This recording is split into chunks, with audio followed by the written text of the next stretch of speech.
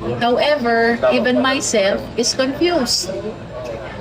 Alin yung susundin natin? Is it the February 6, 2026 na nasa original decision?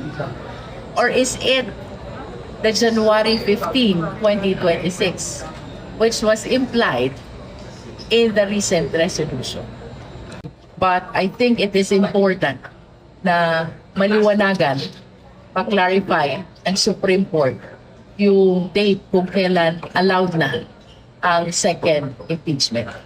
Aminado si House Justice Committee Chairperson Batangas 2nd District Representative Jervy Luistro na nalilito rin siya kung kailan matatapos ang one-year bar o petsa kung kailan maaaring ihain ang panibagong impeachment complaint laban kay Vice President Sara Duterte. Ito ay matapos na maglabas ng pinal na desisyon ang Korte Suprema at ibasura ang motion for reconsideration ng Kamara kaugnay ng issue. Panawagan ni Congresswoman sa Korte Suprema, linawin kung kailan talaga magtatapos ang one-year bar sa paghahain ng reklamong impeachment laban kay VP Duterte.